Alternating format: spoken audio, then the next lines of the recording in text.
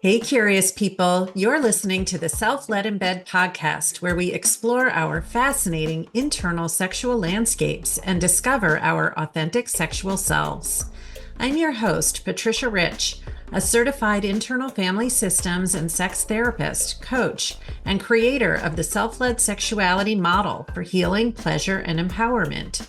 I've spent the last 30 years helping people to develop fulfilling relationships with themselves and others.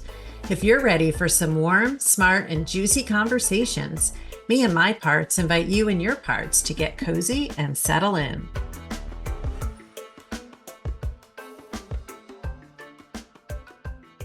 Today's guest takes us on a fascinating journey to the spiritual side of self-led sexuality.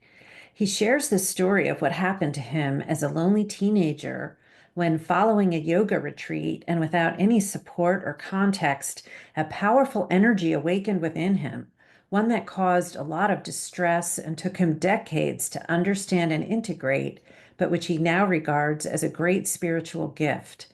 Peter Legard Nielsen and I explore his experience as well as the nature of sexual, life force, Kundalini, and self energy, how IFS helped him to turn toward the energy and recognize that it could not harm him, and how he now helps clients who have had similar experiences to heal and thrive.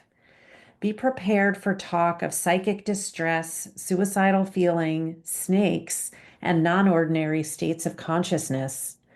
Peter Legard Nielsen is a Danish certified IFS therapist, certified advanced Rolfer, and international writer of fiction and nonfiction. He lives in Copenhagen, Denmark, where he has a private clinic. He has been working with non-ordinary states of the psyche since 2007 and with IFS since 2018.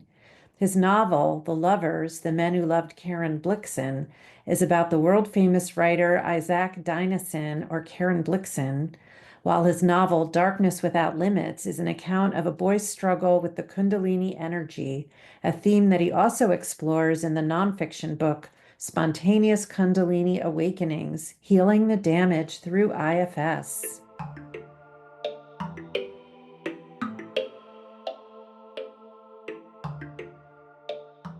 Hi, Peter.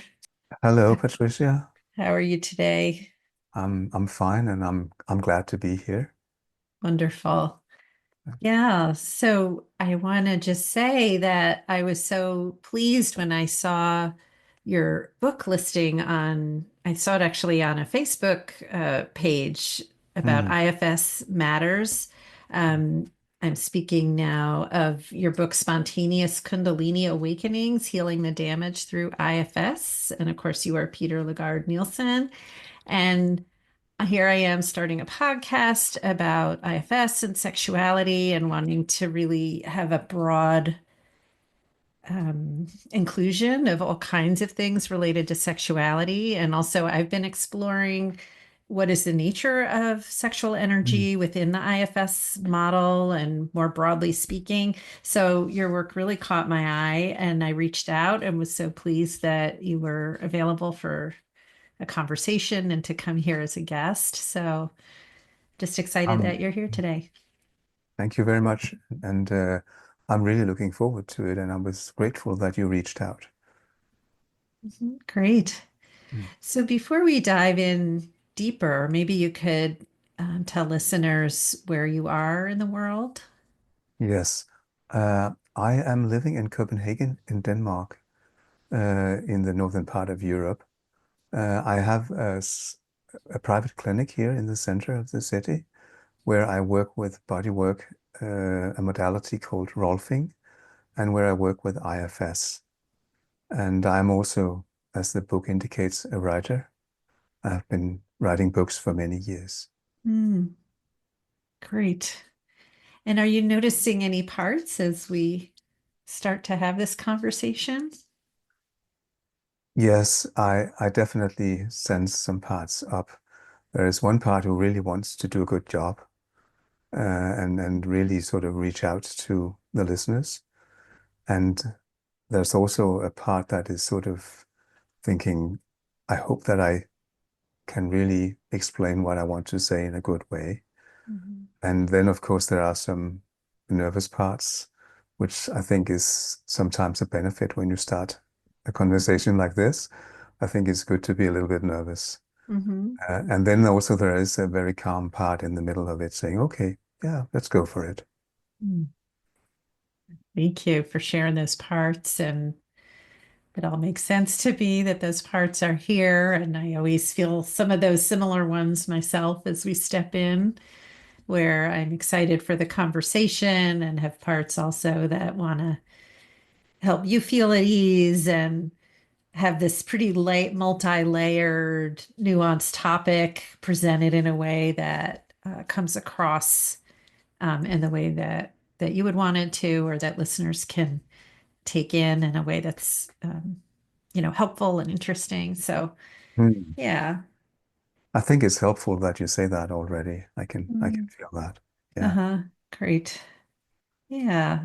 And something that listeners may be familiar with already or may not is that this process that we're in right now of just sort of checking and naming our parts and maybe some body sensations that go along with it is a way of settling Mm. and kind of acknowledging, validating what's here for us now in a way that then allows us to relax a bit more. Exactly. Yeah. Mhm. So Yeah. we can create a space around that. Hmm. Right. Cool. Um, so you've said a bit about your work, and maybe you could just share a little bit about your journey. How did you get into IFS and the kind of work that you're doing? Yes. Um, Yeah.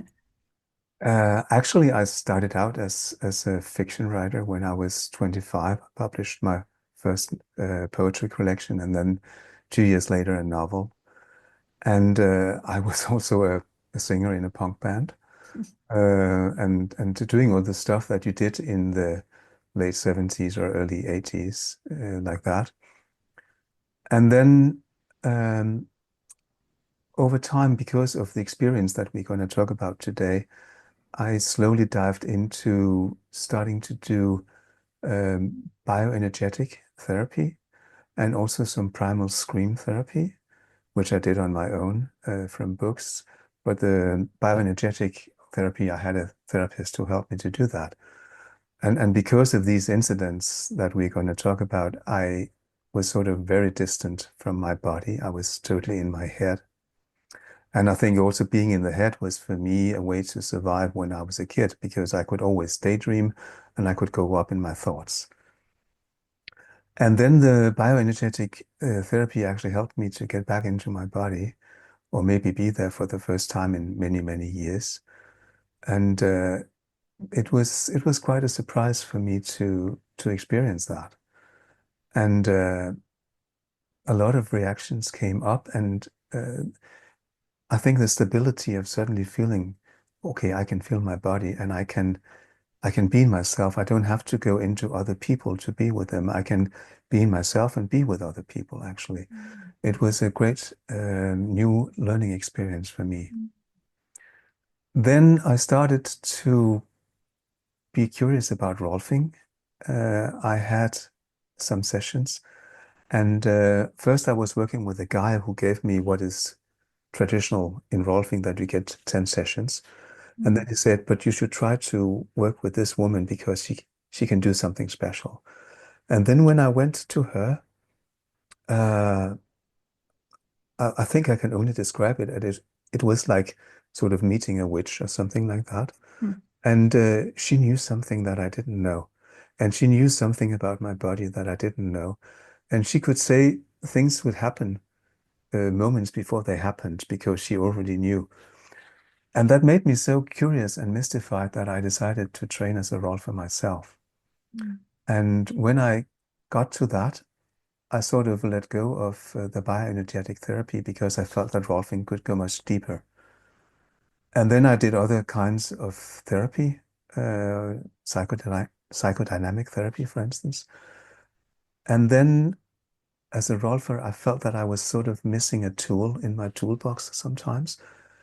And one day I was reading the book, The Body Keeps the Score, of Van der Kolk. And there was a paragraph on IFS, internal family systems.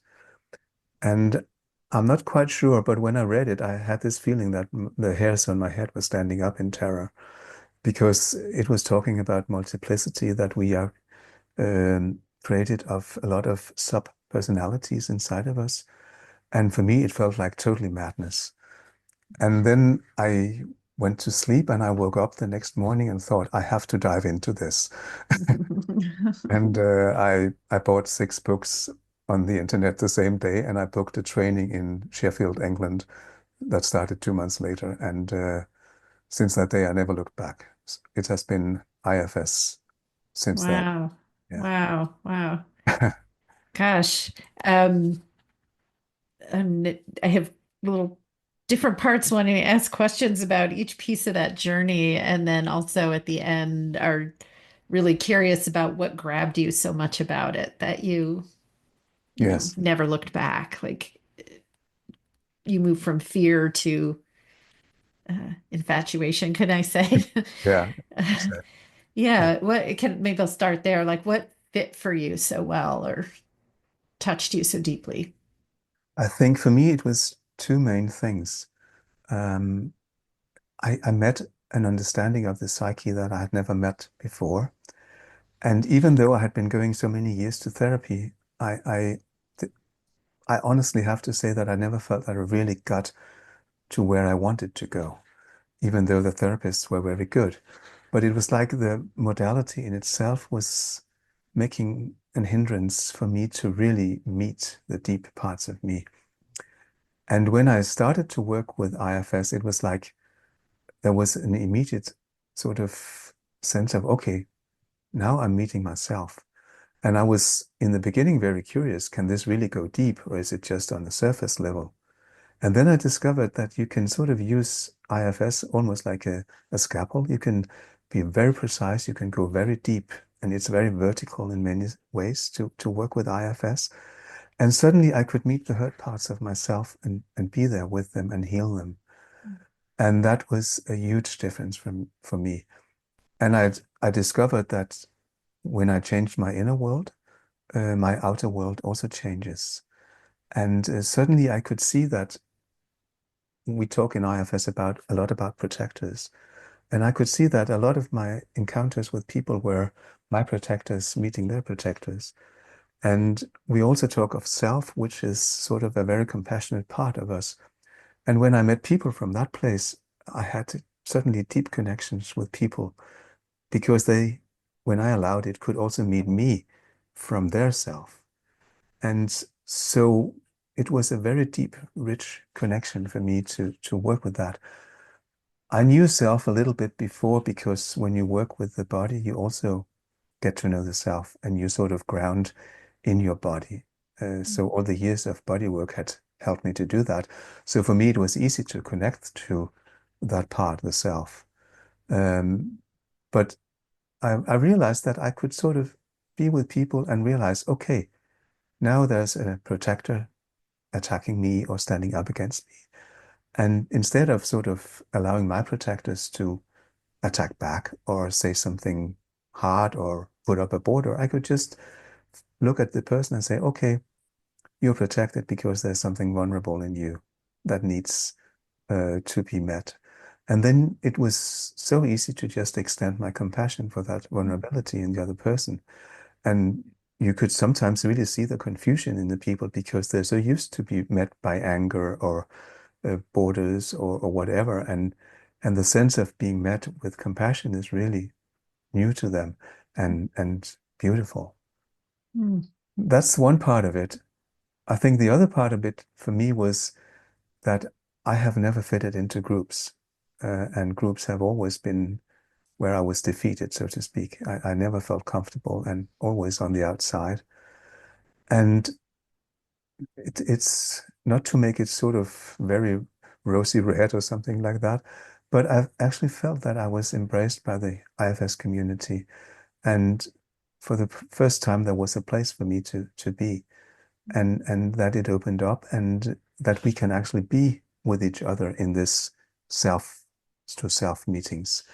We also quarrel and we also have fights and we battle with each other, but there's still a sense of we're sharing something in common that is very valuable for me. And of course, it took me some weeks to realize that, but when I finished my level 1, I really had this sense, okay, this is my tribe. Now Mm, I found you. lovely. Yeah, beautiful. I'm hearing of that, the inner connections and the outer connections and so many things you said. Early on, I just wanted to, well, okay, I had a part that really wanted to know the name of your punk band. I don't know if you'd be willing to share that or not. Yeah, we played once on the Roskilde Festival, but we were not very outgoing. But it's called my middle name, Legard. Legard. Uh-huh. Yeah, and we Uh-huh. definitely don't have any record No to records say to the look things up. like that. Okay. I think we were in the radio a couple of times, that's all. So Uh-huh. Well, yeah, that's pretty good. Yeah, mainly cool. noise. Mainly noise. Yeah. Um, so yeah, welcome to that part if it's still in there, your punk rocker. Yeah. Um, and I just wanted to resonate that I myself had a lot of powerful experiences with bioenergetic. We used to call it bioenergetic analysis when it was one of the, I'd say it was the second therapeutic experience that I had after doing more talk oriented therapy. And toward the end of working with this person, I was just feeling kind of stalled where I was. And Mm. I think the therapist had used up all of her techniques. And she said, I have a friend and she does this thing called bioenergetic analysis, and I think you might like it. And so she Yeah. referred me to her, and that was my first experience with body oriented therapy. And it was really profound for me as well in terms of um, getting into my body and also welcoming this sort of shaking kind of, this sort of vibrational energy and kind of opening the channels where that energy could flow. And I hadn't really thought about that in a while, and in light of where we're headed in this conversation, but how much that was even another chapter in claiming this kind of embodied life force Yeah. energy, which can go by a lot of different names. It's interesting that you mentioned that because that was for me the favorite part of it, when the shaking was going on. And I also felt that it freed my body to a Mhm. high degree. Right. And, And and this is a Reiki. And for those who aren't familiar, just maybe do you want to give maybe just a one sentence about bioenergetic yeah, analysis? it is sort of like standing in a position so long that you start to shake. And I think also it's what animals do. Mhm. They sort of shake off the trauma. And, Mhm. and you can have these flows of energy through your body. You could also isolate a part, let's say the stomach, Mhm. and let the vibrations go through there. Mhm. And it is like a life force, a freeing force Mhm. that is inherent in us. That's Yeah, unique, is set free. absolutely. Yeah, Yeah.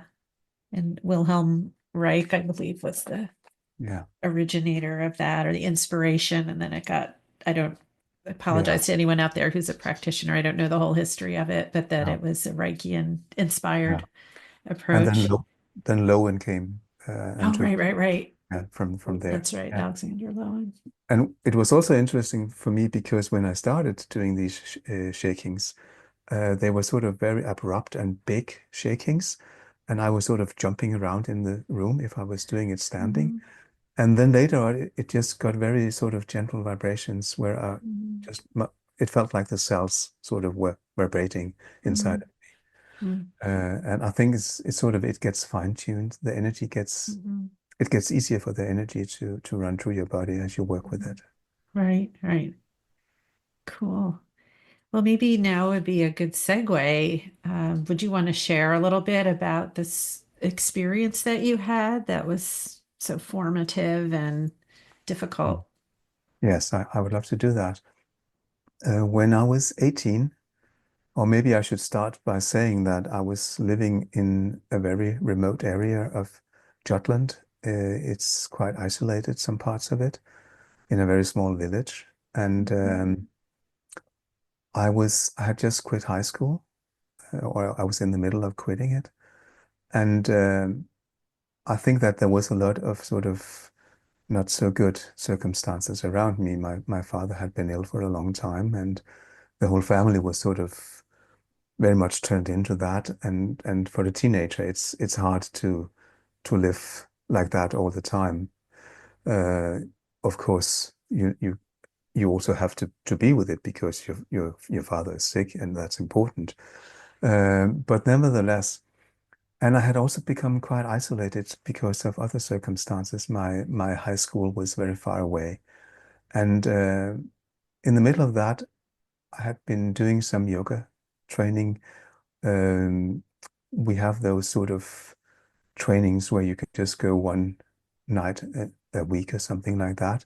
It's sort of very mainstream to do things like that. And then after leaving high school in the summer, I was invited by the yoga teacher to join her and help her with practical things when she had a training. I think it was 14 days or something like that. And for me, it was like a big relief to get away and do something else, and also to be with people and leave the loneliness behind also. And well, we did that, and it was in many ways interesting. But again, it was probably not my sort of place to be because it was also very much like a monastery. And I think I have always wanted to go out in the world. And what I was struggling to do was to open up, not to close down and be more isolated in that sense. And then very shortly after I came home from that training, uh, I was doing one of the meditations that we were used to do. And while doing that, I had a sense like a small, almost invisible veil just fell down inside in my internal world. And it was nothing. It was like a soft breeze or something like that. But I could see there was an open landscape. And then at night, I couldn't sleep. And I had no idea why it was like that. And the next day, I could also not sleep. And then, of course, I started to become worried.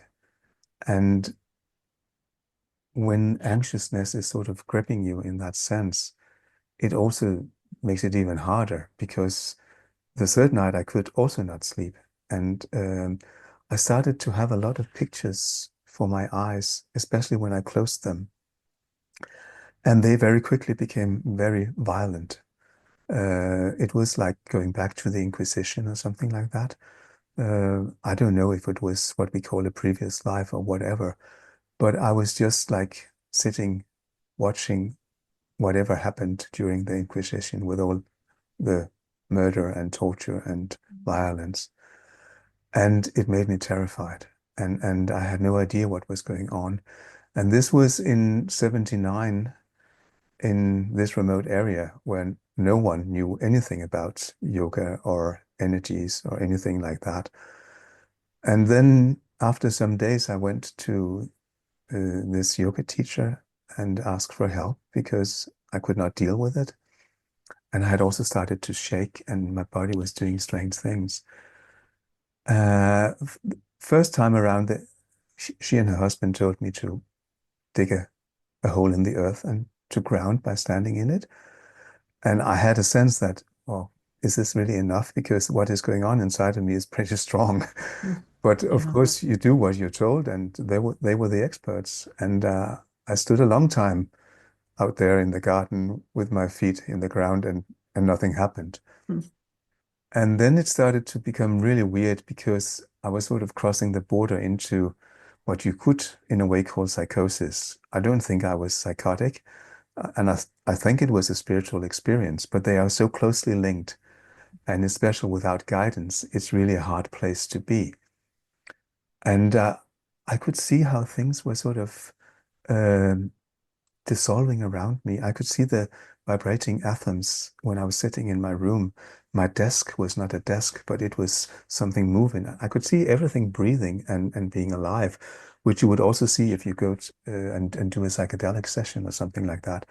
So for me, it was very psychedelic, and I was on a very, very bad trip. Mm. And I didn't I didn't dare to tell my parents, mainly because my father was ill, but also because I knew that I could not expect any support from them. And I knew that they would turn it around and ask, what have you done wrong since you have done this to yourself? And then in the end, they would say, oh my God, if this goes on, what will the neighbors say? Uh, Mm, and so I knew I had to be with myself with this. And I think also I can say safely that after 7 nights without sleeping, there was definitely parts of me who wanted to die.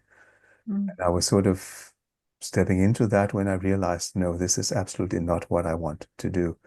And then I sort of uh, got my parents awake and they drove me to the doctor, mm, um, which for me was a shock because um, I told him what I thought had happened.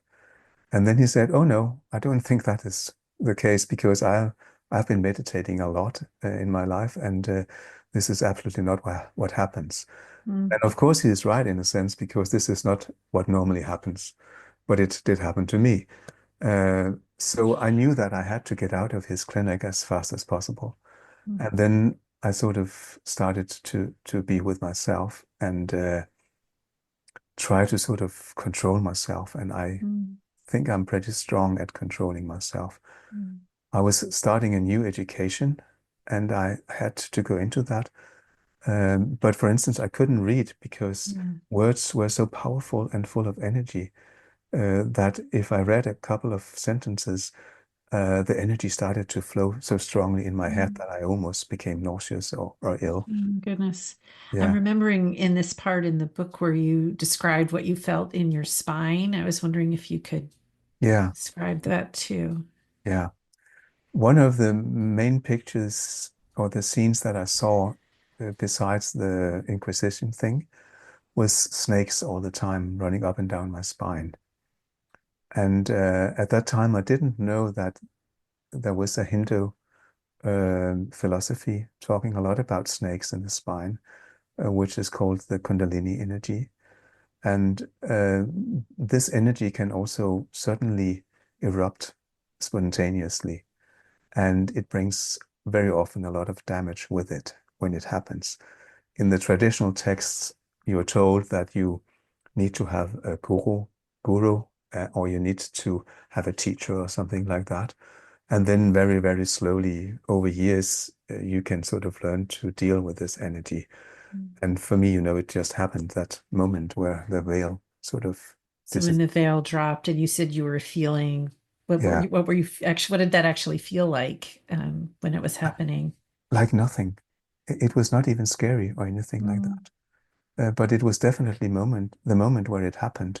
And it was an opening in some kind, but it was a much too big opening that mm, happened. And the doctor actually gave me a shot of sleeping medicine, so I slept for 24 hours.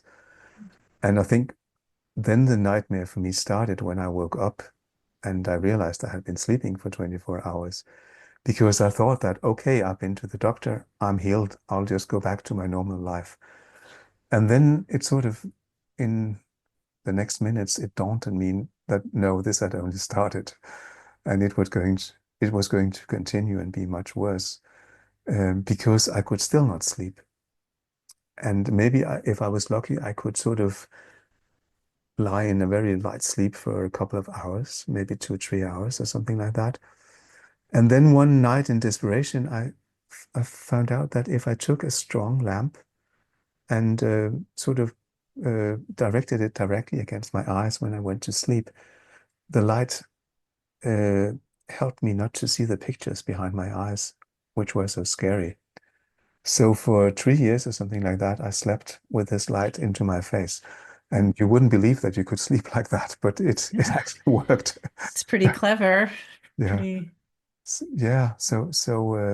And of course, things sort of started to slowly settle a little bit. But these Mm, runs up and down my spine, the energy, the shaking of the body, the visions of snakes all over and sort of sliding through my system was always there. Um, so it was very intense. And some days I woke up and I was totally open, and I was in connection with everything. I was in connection with the earth, the nature, the all the dead stuff, what we call it. And I was in connection with people. I could stop people in the street and I could talk to them for 2 hours. And normally they were happy for it, which was a surprise to me, Mhm. as the shy, lonely guy. Mhm. And other days I woke up and it was like I had a rubber helmet on my head. Mhm. I had a tunnel vision. I could not Mhm. sense anything. I just had to sort of focus of Mhm. being up there because it was like a heavy depression. But I Mhm. never knew which mood I would wake up in. Yeah. And can I ask a question there? Was there a sexual component to this? Was there, a sexual energy or arousal or anything that went along with this awakening of the Yeah, Kundalini? there was definitely something happening. But at that time, because it was so strong, I think it was the opposite. Mhm. Because until then, I had had, in that sense, a normal teenage life. And I had also had sexual encounters and things like that, which there was nothing special about that. Um, but when it happened, it sort of drained my sexual energy totally. Mhm. And I felt that it was simply sort of pressing up into my head all the time with this very big sexual force or life force or whatever we call it. And actually, that I was pretty dead in the lower part of my body. Mhm. And sort of everything had gone upwards. Mhm. And I guess it's what is called sublimation in older times. Mhm. And maybe also one of the reasons why monks have to be celibate or something like that. Mhm. But I felt that I was forced into a kind of not chosen celibacy. Mhm. Interesting. And So kind of the opposite of what people might associate with this kind of yeah, an awakening. yeah. Yeah. And maybe it's also important to say here that I think that it's, yeah, important to distinguish between two kinds of this energy. Because, I mean, nowadays there's a lot of Kundalini going on everywhere in the Western world. And there's Kundalini yoga, for instance, and people are working with Tantra and Kundalini. And I think they experience it as very nice, pleasant energy movements in the body going up and down, and also enhancing their sexuality Mhm. and working with that. And then there is this spontaneous awakening that I experienced, which is to totally something else. Mhm. It's so destructive in the way that it works. Mhm. And I think that it does the opposite. It drains you instead. Mhm. And I think also at that time I was sort of scared of sexuality because could I wake even more dangerous energy inside of me? Mhm. Interesting there, right? And it's interesting that you mentioned fear because I'm imagining even listeners listening to this, like, wait a second, like, is this saying something scary about my own sexual energy, or was this really unique, Yeah, experience that Peter had? yeah. I think that what I had when I compare to other people who have had experiences like that, then I think it's quite common to have these strong reactions in that sense. But of course, I have been thinking a lot about that over the years. And I think also that there was a basic confusion there because in this remote village, I grew up in what had been a very religious setting. Um, and even though it was not so hard any longer, there was still a strong sense of that. And it was sort of, we could say, in what we in IFS call a legacy burden, something that had been Mhm. living in the Like sexual repression, a yeah, legacy burden of sexual repression. exactly. And what was forbidden and what was shameful. And Mhm. shame was definitely a big part of it. And then I was 8 when 68 happened. Mhm. And suddenly there was this total sexual explosion and opening. The And sexual revolution, you mean, yeah, in yeah, 1968 in yeah, Denmark as yeah, well? Yeah. yeah. And there were actually a sort of a little community not so far from where I lived where hippies were suddenly camping and having a, yeah, a community. And, we were driving out there in cars on Sundays to see all these naked people running around, and we thought they were totally crazy. Uh, so, of course, that's influenced me also becoming a teenager, because then suddenly I went with a sexual liberation, and I thought that I didn't have the other burden inside of me, the moral judgment. Mhm. And I think that also sort of played into this sort of double bind in a sense. And I think also that's one of the things I have been having to work with in therapy to certainly get to the bottom of what that is and was. Mm. Yeah. So I might be going out on a limb here, so please correct me if this doesn't resonate for you, but I'm getting this flavor of like there's this kind of archetypal energy, there's this thing that can awaken Yeah. in people, but then it also might manifest in different ways based on the underlying structures, like the repression or the lack of support or the fear, Yeah. basically fear, like a lot of different fear Yeah. fact. There was that show Fear Factor, like all these different fear factors Yes. and isolation, that this happened within. And perhaps, I mean, I guess we can't really know, but perhaps that led to this being such a destructive kind of experience. And then I'm curious how, at what point you found IFS to be helpful with this. And if you could, that might come a little farther down the pike, but Yeah. curious how that was helpful. I definitely think that you are spot on when you say fear, because I think that was what I mainly connected with this Kundalini energy, that it was the fear of it. Also because I felt that it sort of destroyed my ego. And I was very young, so I don't think I had a sort of established ego yet. And then it was already destroyed.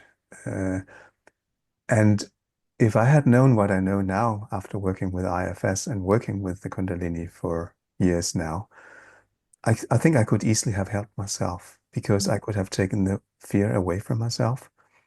And if the fear is not there, then it's so much easier to deal with. And we have a sentence in IFS, if you are if you're not afraid of what happens in the inner world, it can't hurt you. Mhm. And for me, that was a very important sentence when I heard it the first Mhm. time. Yeah. Um, I'm almost curious, and I don't know if this is a leap, but if you were to do a do-over, an IFS, part of the healing steps is kind of going into the scene where the harm yeah, happened and yeah, creating a do-over. yeah. And I don't know if you've done that or not with your I, younger I self. don't Like think what would a I have. do-over look like there? Yeah. Yeah. Then I would meet my younger self, and then I would say to him that I could help him, and that, yeah, first of all, it's important that he knew that it is not dangerous. It feels like it's very dangerous. And then what we have learned working with strong trauma is that we can ask the parts of us that are trying to overwhelm, like this Kundalini energy did with me. We can ask these energies or these parts of us to dial down the intensity. And the first thing I would have done after that would be to speak directly to the snake in him and say, we don't want to get rid of you, but you have to dial down the intensity, because this young man cannot stand it. He's so afraid. And if you want to meet us, we are here to meet you. And we are very interested in talking with you, but you have to dial down. You have Mm, to sort of go to a level where he can be with it. mm, And then we could start to work from there. mm, What I experienced when I started to work with clients like that was that the snake is extremely eager to get into the head. mm, And that was also what it was trying to do in my system. mm. And So you're saying, if I could just interject again, because we've got you and your young part, and then your trajectory with IFS, and then you got to a point where you started working with clients who had had similar experiences. Is that yes, right? yeah, People found you somehow that and Yeah. that they could get help with a similar experience. In the beginning, I was only working with it with Rolfing because you Mm, can also feel this energy, of course, with your hands, and I could sort of bring it to a closure in a gentle way, and I felt more secure working with the body.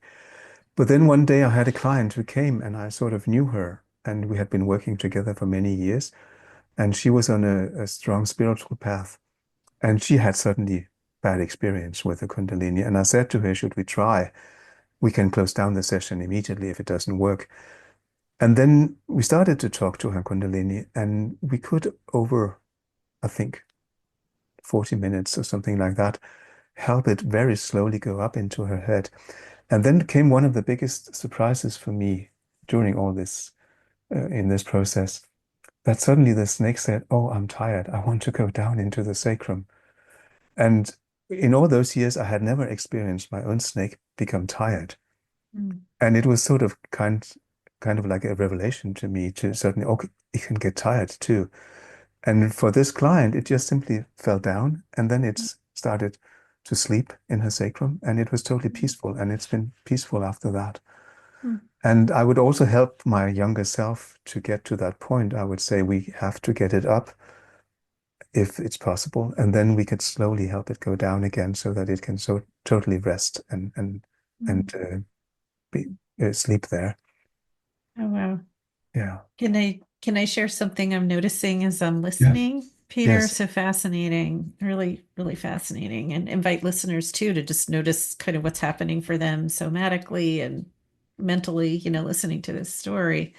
Yeah. Um, so I think because snakes are so primordial, like I have sort of a friendly feeling toward the sense of life force energy that it could move through the spine up to the crown, the different points, Yes. energy points or chakra points. That sort of feels friendly to me. And snakes themselves could connote really like a primordial Mm. fear in Yeah. me. It's like almost like two kinds of snakes. There's sort of the snake sort of golden, just sort of some sort of one that is clearly um, like a symbolic image. And then I picture an actual snake. And when you talk about a snake needing to force its way up, I'm going more to the yucky snake. Yeah. My parts are going back and forth. Is this an enlightenment? What sort of a golden symbolic snake? Or are we talking about a Mm. really yucky, slimy, Yeah. invasive thing wanting to go into my head? I'm afraid it's the last one we're talking Oh, about. no, don't say that.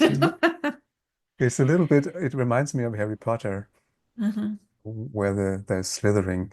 They have, uh-huh, yes, their sort of totem animal or something like that. uh-huh. I was extremely scared of snakes. It's my phobia.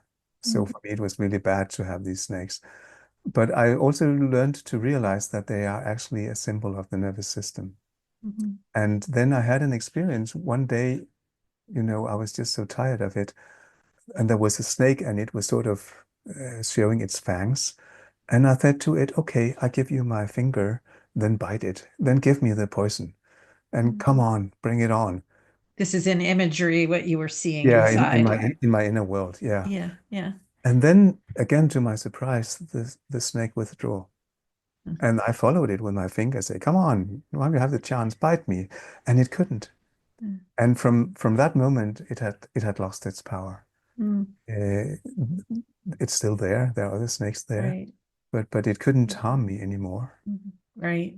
But that was 30 years Yeah. later or something like It's that. so interesting. And I'm hearing the fear of this of primordial fear that you had of snakes. And just this is just very interesting to me in terms of how what we bring, like we have these energies in our body, we have our own parts, we have Yeah. imagery, and how we bring meanings to the symbols Mm.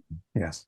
and how that charges them or maybe makes them be really friendly, Yeah. depending how our parts see them. Yeah, exactly. Yeah.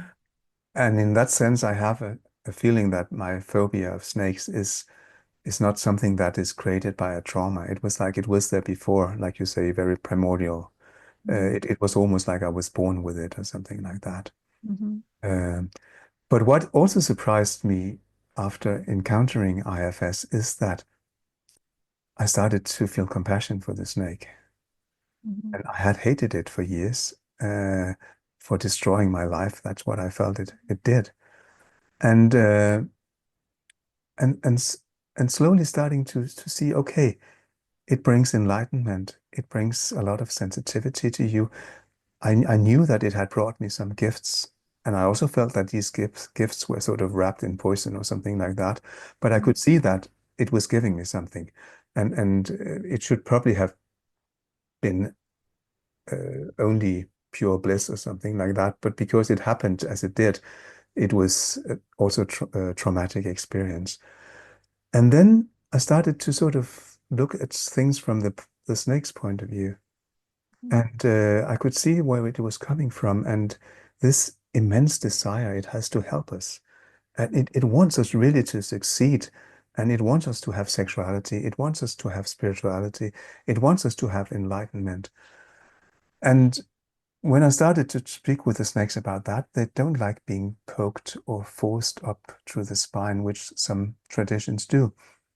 Uh, and the more I looked into it, it sort of became a more and more natural biological process, Mhm. uh, and that we can sort of work with and be in and learn to be in, uh, which I think actually has turned out for me to be a kind of beautiful process in the end, Mhm. which is, of course, also a big surprise to me because from where I'm coming with the snake. But I started to feel a respect for it. And also when I work with clients with issues with Kundalini, I can meet it from that Mhm. compassionate and respectful stance. And that also opens the door for me to work with clients because the snake knows that I'm not trying to get rid of it or trying to force it down or anything like that. Mhm. Mhm. And it really doesn't want us any harm, but it's just so eager. Yeah. There's a lot of eagerness to it. Can I ask you there, Peter, is it your sense that this is a part, like a psychological part, that this is part of the nervous, that kind of there's different cultural, um, I guess, Hmm. images to go along with something that's a biological function, or are you seeing this as some kind of archetype, a spiritual, something, other than someone's Yeah. personal body or system? How do you understand what that energy is? I can say two things. What I have learned from speaking with the snake, and also how I sense it, because it doesn't feel like a part to me. It feels more like when we talk about self, which is also not a part, or like archetypes, or spiritual animals, or totem animals, or guides, or something like that, Mhm. which is a little bit advanced IFS, if we can call it that. Mhm. But I think a lot of us IFS therapists know that there are some energies outside and inside of us that is sort of a little bit out of the scheme of IFS. And I think it belongs to something very primordial. And Mhm. that's also what the snakes are saying when I speak to them. And it's like they are individual in us, but they're also connected and they are all one. And why they have this desire to help us to get enlightened, I don't know. I haven't got an answer to that. And I also try to ask them, are you sexual energy or are you life force or what are you? And they say you can't distinguish that. It's the same. Uh, Mm. then I thought for a while, is self energy the same as Kundalini energy?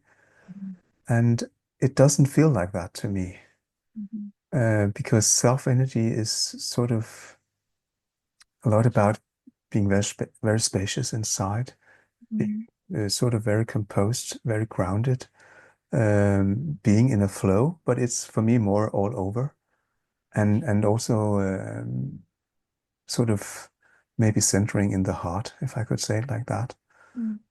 where the Kundalini for me is more connected to the spine and going up and down. Mhm. I could be totally Mhm. wrong there, but that's how it feels to me. Uh, Yeah, and, yeah. and and actually, I think they complement each other. Mhm.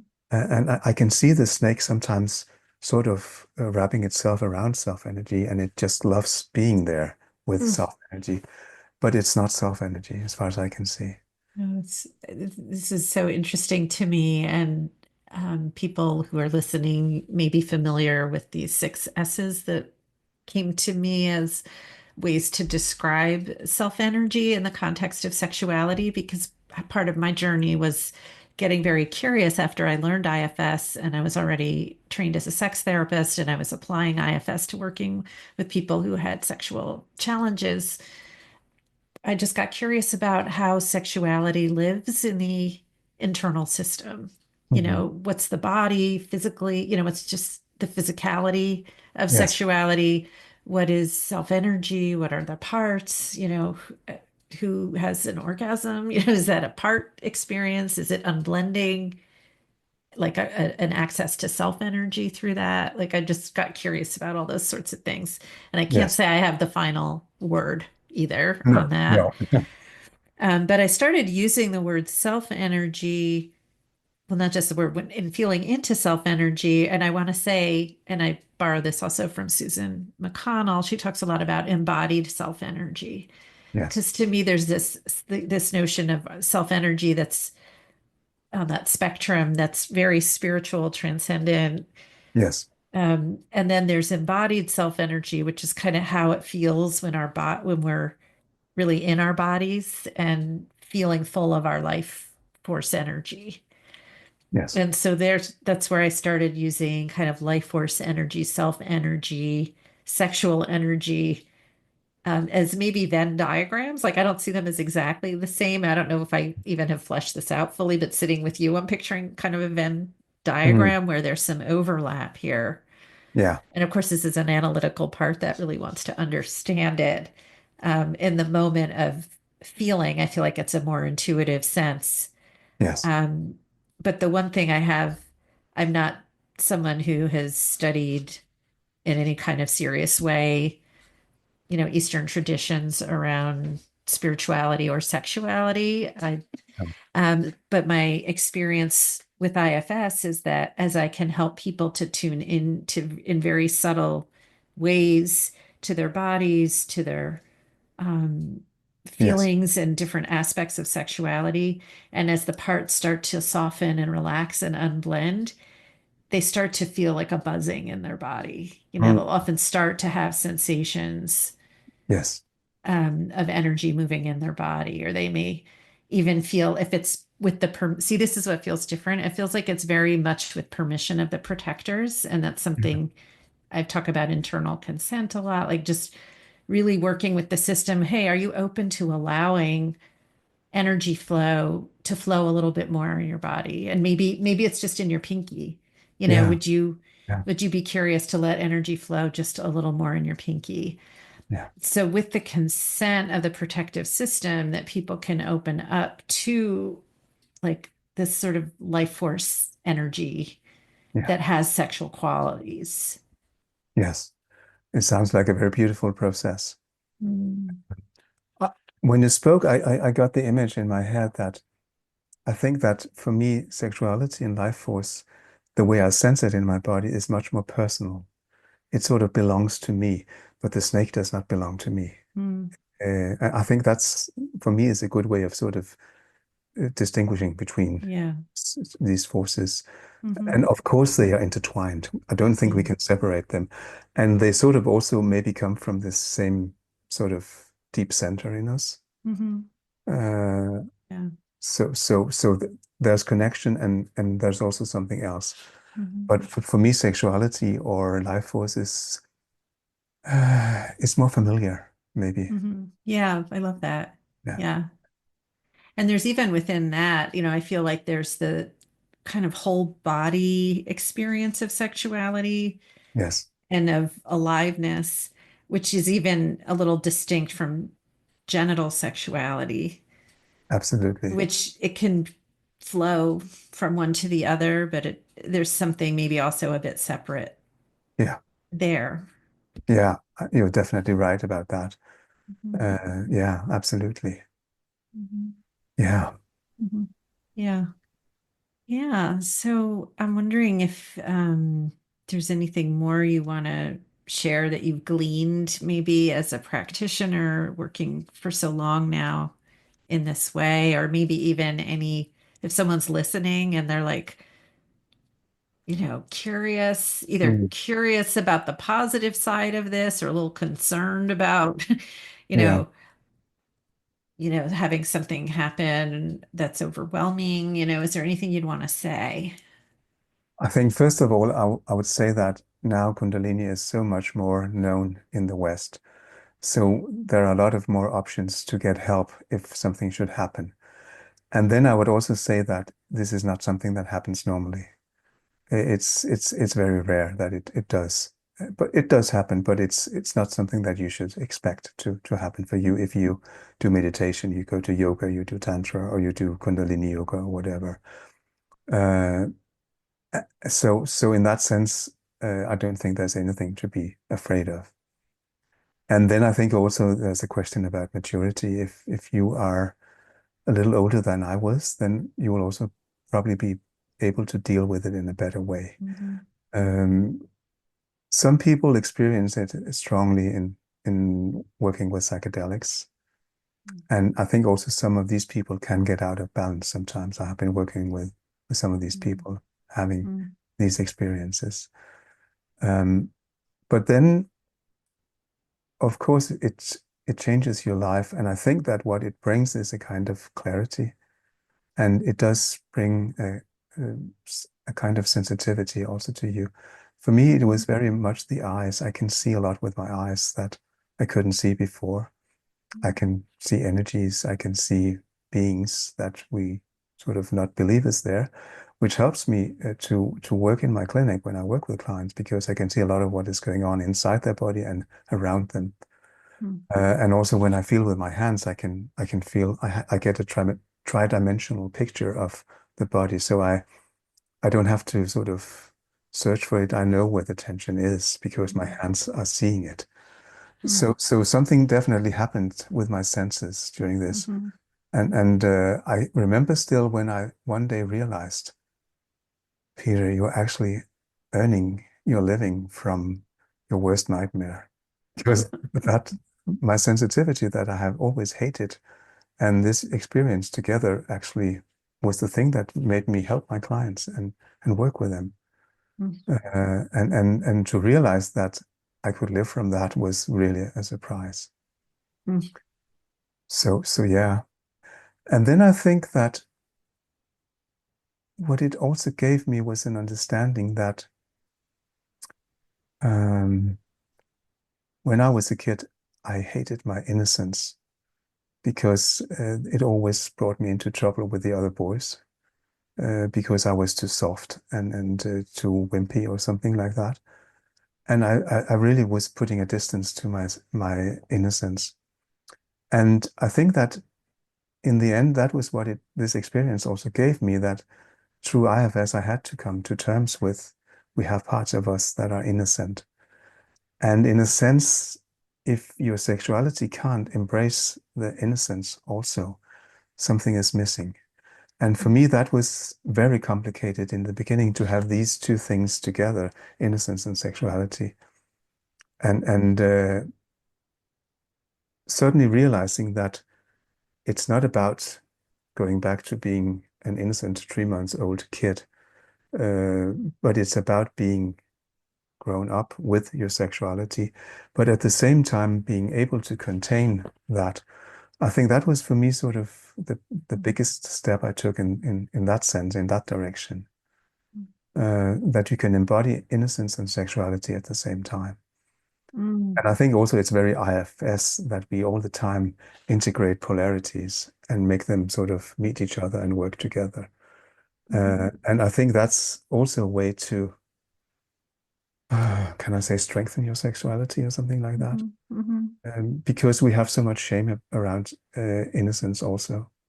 And I think Mhm. some of the shame is actually not so much directed at sexuality as it is directed at innocence. And I think a lot of us have experienced that working with that or being with that liberates things from our past that Mhm. was really hidden. Mhm. That's so beautiful and potent, and it resonates so much with what I see when I'm working with people and in my own system. And, to me, it's often a lot of the young parts of ourselves who are very embodied and, Yeah. it's all one and the same, whether you're mucking around in the sand or, um, you Yes. know, climbing a tree or noticing good feelings in your body and exploring what feels good. It sort of comes from this innocent, very alive, sensual place. And then so many times the socialization process sets in where people are shamed Yeah. for what felt natural. Yeah.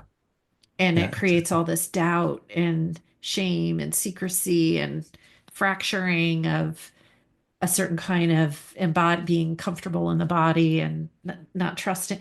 So, part of the recovery or having kind of a self-led sexuality, becoming self-led in bed, is Yeah. often really finding those parts. And also the parts that took on the often difficult job of preventing that kind of shame and humiliation. Mm. Yes. And so Exactly. there's protectors, there's these exiled parts. And then, of course, the body is having its own experience as well. And so, um, as we kind of heal and harmonize the system, part of something that I think is often really eye-opening for people is like, oh, like it's just me. Yeah. Like sexuality doesn't have to be this big, hyped up thing or this No. nasty thing, or it's just, oh, it's just me Yeah. Exactly. and my feelings. I can really also feel how my parts are resonating with that. Um, well, there was a time when I was sort of very interested in shamelessness, uh, also because of some clients I had, and what I discovered with many of them is that shamelessness is actually the protector who protects the innocence, and they go in the other direction. Mhm. Uh, and what was the other thing you said that I wanted to? Yes, uh, I think also that we have what we call firefighters in our system, parts that react very strongly to pain and sort of always wants to dope us or to bring us away from pain. And sexuality is a good way of escaping pain and get to something totally different. And when we start to work with IFS, we also have to work with these firefighters. And when they stop sort of need to take us away from the pain because parts of us are healed, I felt a tremendous sort of lack of drama and excitement. And it was, oh my God, is life going to be gray and boring after IFS therapy or something like that? Because these firefighters, as we call Right. them, they love the drama, at least Yeah. in their extreme. And then suddenly realizing that, okay, this is also a way of sinking into the body. And behind the drama, yes, there is sort of a spaciousness and an emptiness, but then it gets filled again, but with other things coming from the body, I would say. Mhm. Yeah. And then you suddenly start to feel this stream even stronger, I think. Mhm. Uh, Yeah. you allow things to happen. And it also fits with we call IFS an constraint release model, Mhm. where we always sort of look at what is hindering you from being healthy. Mhm. And we work with what is stopping you. And when we do that, we open up all the time. Right. Yeah. Oh, I love that. Yeah. I love that. You speaking to that. I don't know if I've heard anyone say it quite that Mm. clearly, how that there's that sense there can be a point where it's like, oh, are things going to be boring now as we start to heal? Yeah. But then, my mind was showing me how, like, when you walk from a very well lit room into a darker room, and for a minute you can't see anything, and then you Mm. adjust to the dark, and then you start to see all the other things. Like Yes, yeah, exactly. yeah, yeah. Yeah. So we're just about close to the end here, and it's been such a lovely conversation and interesting. And I'm just wondering if you want to tell people how they could find you or share anything that you have out there that you would want people to know about. Yes. And thank you. It has been a really lovely conversation. Thank you for hosting me. Mhm. Um, yeah, you can find me. I think the easiest way is actually to find me on the IFS Institute's directory. I can also say that I don't have any openings for new clients in that sense. But you can also find my book on the internet, on Amazon, and also in internet bookstores. And it's called Spontaneous Kundalini Awakenings. Great. And we'll put the reference in the show notes as well for all those resources. Thank you. Yeah. Yeah. And one thing I like to ask people at the end is if you wanted to share something you find pleasurable that's not work related, doesn't need to be sexuality related, but just something that is pleasing to you or pleasing to your senses.